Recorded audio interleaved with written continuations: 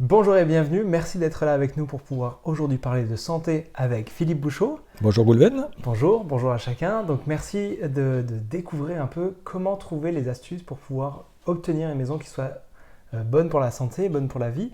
Mais au-delà de ça, c'est aussi dépasser un peu le cadre réglementaire qui nous concerne tous. On doit tous respecter un certain cadre. Mais parfois, le cadre réglementaire, il n'inclut pas toujours tous les éléments. Et c'est ça qu'on va pouvoir voir avec toi, Philippe. Donc Philippe, déjà, on nomme ton métier avec le terme la géobiologie. Est-ce que tu pourrais nous en parler avec tes mots à toi? D'accord. Donc le terme géobiologie veut dire l'étude de l'impact de l'environnement sur les êtres vivants. Donc c'est assez large puisque nous dans notre cas on va parler de l'étude de l'impact de la maison sur les habitants, mais ça peut être dans un élevage, ça peut être l'étude du bâtiment sur les vaches, ça peut être en viticulture l'étude donc de l'environnement sur la production de raisins. Donc on voit que tout ce qui est vivant peut être altéré par son environnement. Donc mon travail, c'est d'essayer justement d'étudier l'environnement et de voir quel peut être l'impact sur les personnes, sur les habitants. Hein. C'est vraiment la notion de santé de l'habitant. D'accord, donc on ramène ça bien à l'habitat en fait. Absolument. Les Donc, habitants, l'habitat. absolument. Et qu'est-ce qui est le plus important à prendre en compte quand on fait appel à un géobiologue? Oui, c'est-à-dire que le problème, c'est le choix du géobiologue, puisqu'il y a tellement, j'ai toujours coutume à dire qu'il y a autant de géobiologie que de géobiologues. Ok.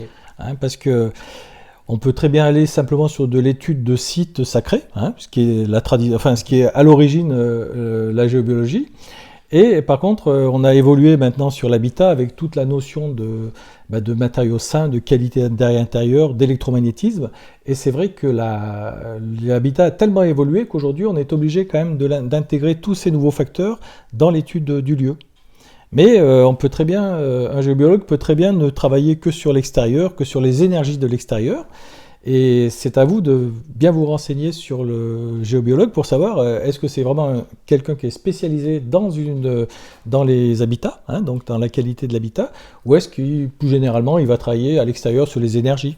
Et là, c'est deux domaines différents. Tu pourrais préciser quand tu dis énergie, je pense les gens quand on parle d'énergie, ils pensent la facture d'électricité un peu. D'accord. Donc être un peu plus précis. Oui, là, on parle d'énergie naturelle. Hein, donc, on parle des énergies cosmotelluriques, c'est-à-dire les énergies qui viennent du ciel et celles qui montent du sol.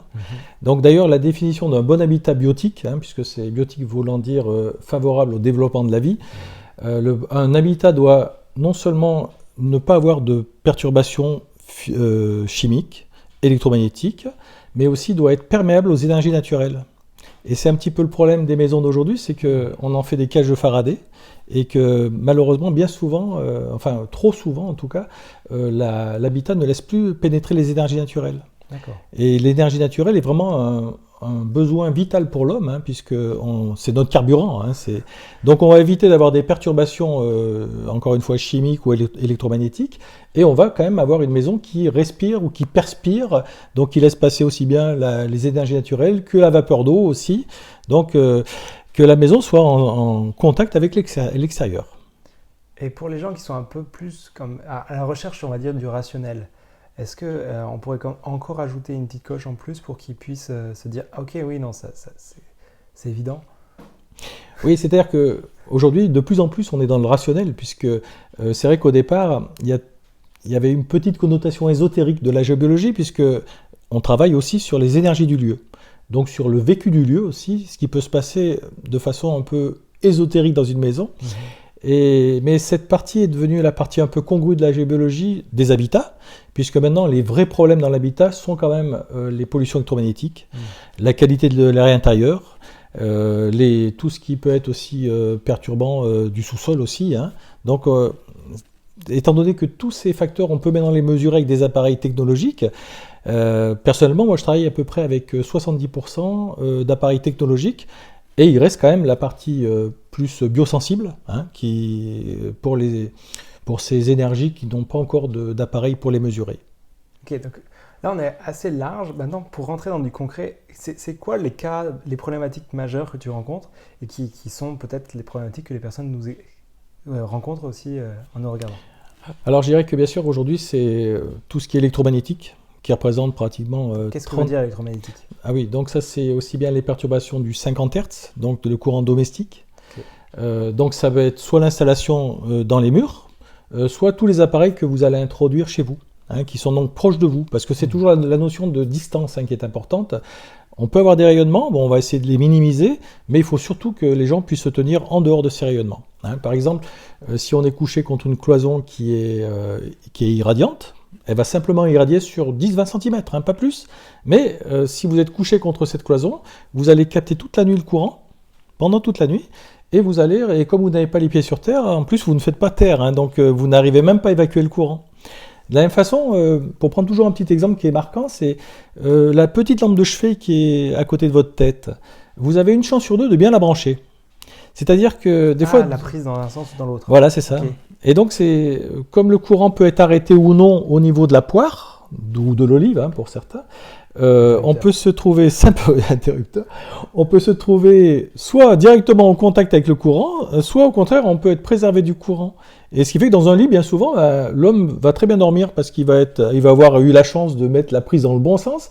Et par contre, l'autre personne qui aura malheureusement eu la mauvaise probabilité d'1 sur 2 de se brancher à l'envers, va prendre du courant pendant toute la nuit. Alors évidemment, il faut en considérer entre 3 et 7 ans pour être vraiment atteint, ce qui fait, c'est quand même assez long, le corps a quand même une certaine résistance. C'est pour ça qu'on sent rien. Exactement. Ok, donc ça, on sent rien maintenant, mais en fait, il y a des effets... Un travail de sape. Vous savez, là on parle du 50 Hz, mais après on parle aussi dans les maisons donc de toute l'installation donc de votre box, de vos téléphones portables, de vos téléphones sans fil, le Wi-Fi, tout ça. Même si on n'est pas un grand scientifique, parce que je vais vous apporter beaucoup d'études qui vont démontrer que c'est pas très bon pour la santé, mais il y a beaucoup d'autres études qui sont peut-être financées par des personnes un peu moins objectives, qui vont nous amener des théories contraires. Mais quand même, si on réfléchit un petit peu, les hyperfréquences ou le Wi-Fi, c'est une agitation de votre molécule d'eau de 2,450 milliards de fois par seconde. C'est-à-dire que quand vous avez votre téléphone qui est collé à l'oreille, vous envoyez un courant alternatif qui va faire osciller votre molécule d'eau qu'il y a dans le cerveau, qui représente plus de 90% d'eau, 2,450 milliards de fois par seconde. Il faut quand même même sans être scientifique, on peut quand même se dire ça doit pas être très très bon. C'est comme un micro-ondes en fait. C'est de micro-ondes, c'est exactement la même fréquence. Et c'est vrai qu'en plus, comme le cerveau envoie tous des petits signaux électriques pour commander vos muscles, pour commander vos organes, il faut quand même se dire que c'est des petits courants très faibles, et que vous allez envoyer un courant qui est quand même très fort, et qui en plus va osciller 2,450 milliards de fois par seconde. Donc on peut quand même considérer que les transmissions entre le cerveau et les muscles, notamment, je pense que dans pas mal de maladies musculaires, il y a quand même le facteur aggravant qu'est l'électromagnétisme. Donc voilà, même sans être vraiment scientifique, on peut quand même considérer que c'est pas très bon d'envoyer un tel courant. Et comme c'est toujours très simple, comme le téléphone, il suffit d'être à 1 mètre du téléphone, donc pour échapper au courant, parce que en gros, si vous voulez, c'est toujours une question de distance. Les produits qui sont assez rayonnants, c'est 1 mètre, 1 mètre 50, et les produits, les petites lampes de chevet, c'est 20-30 cm. Même si on ne croit pas à 100% à cette théorie, on peut quand même prendre la précaution de se tenir à 30 cm de la lampe de chevet, ou d'inverser la prise dans le bon sens, pour retrouver le non-rayonnement sur la personne. Et donc c'est quand même des choses qui sont tellement simples à mettre en œuvre que même si on n'y croit pas, je pense que par principe de précaution, sans entrer dans les extrêmes, parce que c'est vrai que des fois je vais chez des gens qui sont tellement dans l'extrême qu'ils ont même plus de courant électrique, ils se lèvent la nuit en tâtonnant parce qu'il n'y a plus rien. Et non, on a quand même beaucoup de moyens aujourd'hui techniques pour bloquer les rayonnements. Donc c'est quand même dommage de revenir au Moyen-Âge. Donc ma démarche n'est pas du tout de revenir au Moyen-Âge, c'est au contraire de faire attention, prendre en compte les rayonnements et se tenir en dehors des rayonnements. Puis je crois qu'on n'a pas de rayonnement aussi en 12 volts. Oui, alors si, c'est-à-dire que le problème de 12 volts, c'est qu'en champ magnétique, il peut être plus important parce qu'avec la formule P égale UI, on a au contraire un champ magnétique qui est très important. D'accord. Donc, non, il faut vraiment toujours se tenir en dehors des courants. Et là, on est sûr d'être tranquille. Donc, quand on a fait le switch du courant continu au courant alternatif, en fait, c'était quand même mieux pour la santé. Bien sûr. Mais il faut continuer après ce processus de dire, voilà, il y a une centaine d'années, on s'est rendu compte que c'était pas si bon que ça au quotidien. Mais peut-être que il y a des bonnes choses aussi. Je ne remets pas en question les installations solaires ou ce genre de choses.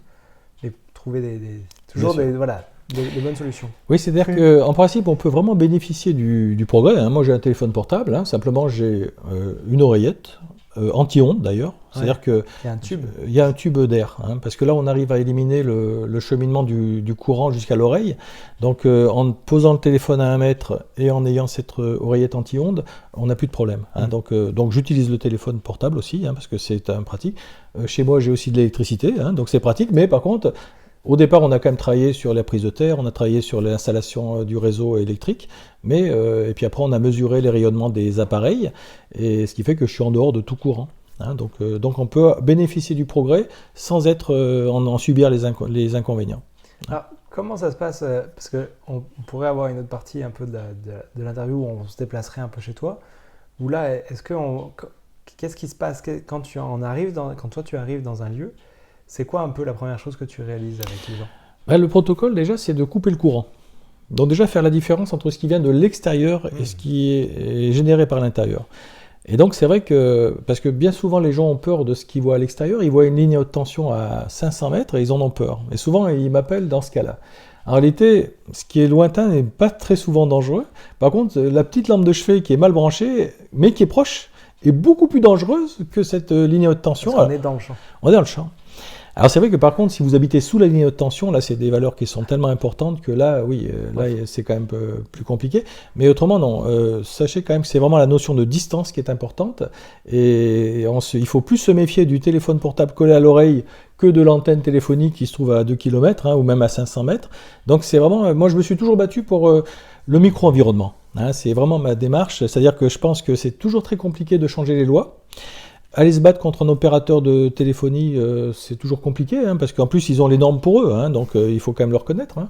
Donc par contre, on peut, si on n'est pas d'accord avec les normes qui sont appliquées en France, eh ben, on protège notre micro-environnement, c'est-à-dire qu'on fait une mesure pour d'abord vérifier si le courant va rentrer à l'intérieur, et s'il rentre à l'intérieur, il y a des moyens pour bloquer ces rayonnements, hein, des peintures électroconductrices. Donc mon idée quand même, c'est que je laisse bien sûr faire les associations, hein, parce que ils ont aussi leur rôle. Par contre, c'est toujours à très long terme, et pendant ce temps-là, les gens sont irradiés. Je pense qu'on est très efficace dans son micro-environnement, on peut tout maîtriser chez soi. Donc, il faut simplement faire d'abord un diagnostic pour savoir est-ce que vraiment notre environnement est nocif, et s'il est, ou si on pense qu'il est, hein, parce qu'encore une fois, les normes, on peut toujours discuter. Hein, mais si on est convaincu que c'est peut-être plus prudent de se mettre en dehors de ces perturbations, les moyens sont très simples, hein, c'est vraiment très simple. Génial. Alors, dans la géobiologie, parfois, on parle de géobiologie sacrée, de feng shui. Il y a l'air d'avoir plusieurs types de géobiologie. Est-ce que tu pourrais comme décrire ce que toi tu pratiques? Oui, donc moi je pratique vraiment une géobiologie appliquée à l'habitat. Hein, donc je suis vraiment spécialisé là-dedans. Après, c'est vrai qu'encore une fois, on peut aller dans les vignes, on peut aller dans les champs, on peut faire donc aussi aller dans les fermes aussi avec les vaches. Hein. Donc après, c'est tout ce qui est vivant peut avoir peut être influencé par son environnement. Sensibilité, donc c'est vrai qu'on peut aller travailler aussi dehors. C'est vrai qu'à l'origine, hein, ça n'avait pas le nom de géobiologie. Hein, on l'a repris un peu ça à tort, mais c'est vrai qu'au départ, c'était les bâtisseurs qui maîtrisaient les énergies.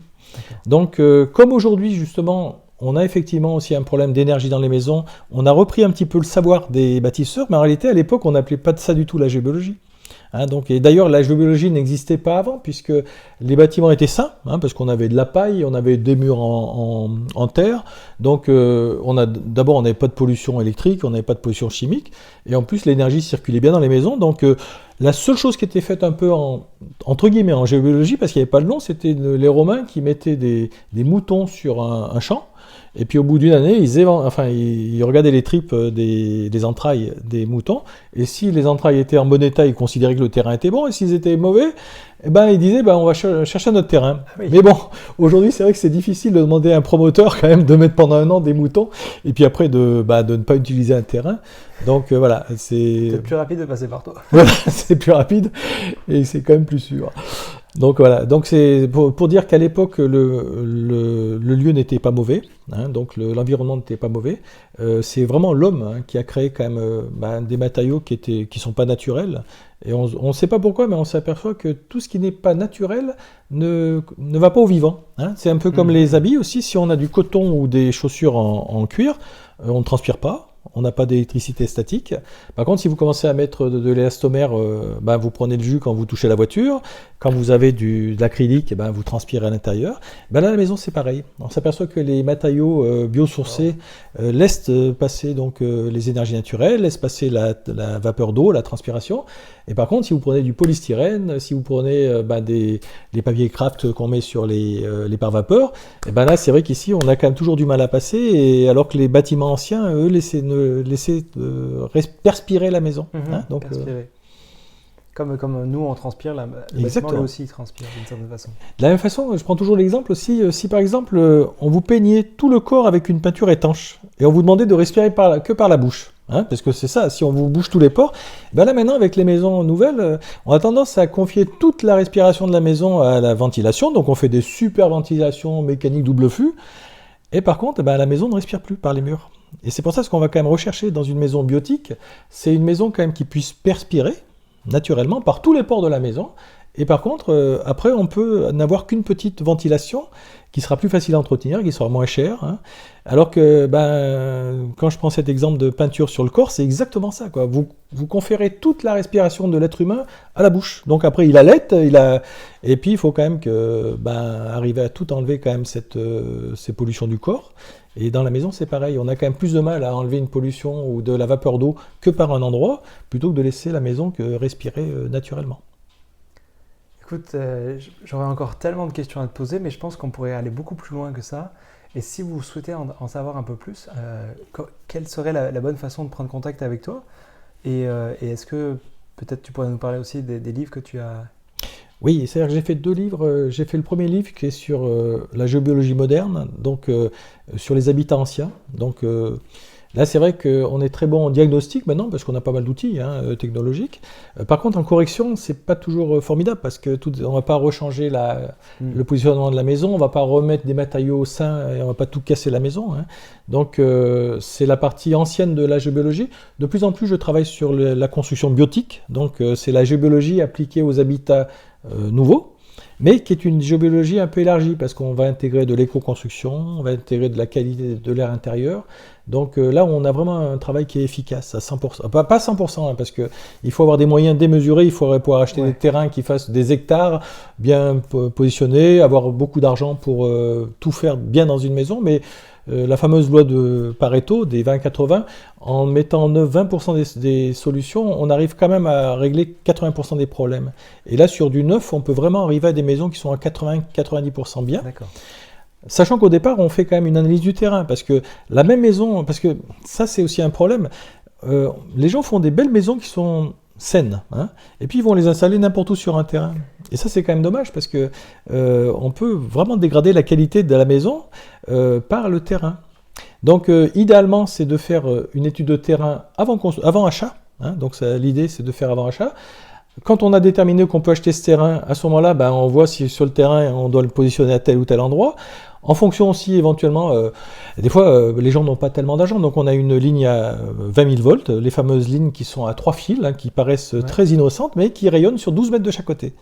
Donc, quand un client a trouvé un terrain qui lui convient, mais que, il y a cette ligne qui est en bordure de terrain, on va mettre la maison en dehors de ce rayonnement. Dernièrement, par exemple, il a fallu trouver la juste mesure entre s'éloigner de la ligne et ne pas aller trop loin, parce que comme il y avait une colline qui faisait le masque solaire en face, si on s'approchait un peu trop, on n'avait plus le soleil en hiver. Donc, vous voyez, en étudiant le terrain, on arrive à trouver le bon positionnement en fonction des masques solaires, en fonction des problèmes qu'il peut y avoir dans le sous-sol aussi. Et donc ça, c'est pour ça que c'est un petit peu tard de faire appel à un géobiologue quand vous avez déjà construit, parce que la maison ne peut plus la déplacer de quelques mètres, alors que ça aurait été bien plus simple de le faire. Si on a par exemple un lobe d'antenne relais qui arrive sur le terrain, si on a déterminé quel est le passage de cette fréquence, on va déplacer la maison, alors qu'après on va être obligé de peindre la maison avec une peinture électroconductrice. Et là, cette peinture, elle va quand même aussi arrêter les énergies naturelles. Donc après on choisit entre 2 mots, hein, donc c'est vrai que c'est quand même mieux d'avoir un peu une cage de Faraday, mais surtout pas cette fréquence qui est très puissante. Mais si on avait réfléchi avant, on aurait positionné la maison en dehors du terrain, et ça coûte 0. C'est pour ça que bien souvent on dit que mon intervention peut coûter cher, mais non. Souvent c'est que déplacer, c'est que se mettre, tourner un peu la maison. C'est des conseils, quoi. C'est des conseils et c'est gratuit. Hein. C'est après que ça commence à coûter cher, c'est quand on commence à remédier. Dans la région, on a un problème de radon. Au départ, si on met un film par radon... Le radon, c'est un gaz qui est radioactif qui s'émane progressivement, lentement à partir du sol. Et donc, il n'est pas dangereux en soi tant qu'il circule. Voilà, c'est ça. Parce qu'on peut avoir 10 000 becquerels par mètre cube dans le sol, à 2 mètres, mais par contre, dès que ça sort à l'air libre, on va tomber à 15-30 becquerels. Par contre, si ça rentre dans la maison et que la maison est mal ventilée, ça s'accumule et là, ça commence à être dangereux. Et c'est vrai que mettre un film par radon, si c'est nécessaire, ça va coûter 2-3 euros le mètre carré. Donc sur une maison de 100 mètres carrés, c'est 300 euros. Par contre, après, quand on détecte qu'il y a un problème, si on n'arrive pas à évacuer ce radon. Après, on est obligé de mettre des pompes sous la maison, évacuer avec ça, et on n'est même pas sûr du résultat, ça coûte une fortune. Donc c'est pour ça que la prévention est toujours quand même meilleure, et souvent, elle ne coûte pratiquement pas cher, enfin pratiquement rien, alors que quand on commence à remédier, les remédiations sont toujours très chères, et très compliquées, et le résultat n'est pas forcément parfait. D'accord, donc avoir un bon conseil dès le début, ça coûte beaucoup moins cher par la suite. Exactement. Voilà. Et ça, pour ça, moi je vous inviterai à en savoir vraiment beaucoup plus avec Philippe Bouchot durant la formation qui est proposée par Solutions ERA. Et donc ça, vous pouvez le voir si vous faites partie de la formation, vous allez pouvoir déjà le découvrir en webinaire, puis après par la suite en classe pour ceux qui vont venir en classe. Et sinon, si vous êtes intéressé d'en savoir plus, vous pouvez très bien aller voir le site de Solutions ERA, aller chercher en formation en France, puis vous allez pouvoir découvrir le programme en détail et donc pouvoir retrouver Philippe. Philippe, merci grandement pour tout ça. Merci à toi. J'affiche aussi les livres que tu as pu écrire. Et puis comme ça, si vous voulez aller plus loin, n'hésitez pas à prendre contact directement avec lui. C'est quoi ton site internet ou ton... C'est géobiologie-pb.com, pb comme Philippe Bouchot. Géobiologie-pb.com. Eh bien Philippe, c'était un grand plaisir. Merci à beaucoup. toi.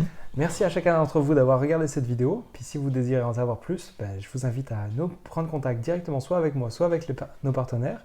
Et puis peut-être que la formation pourra répondre, à force de conseils, à vous permettre de concevoir et construire une maison qui soit économiquement bien plus intéressante et limite un temple du bien-être.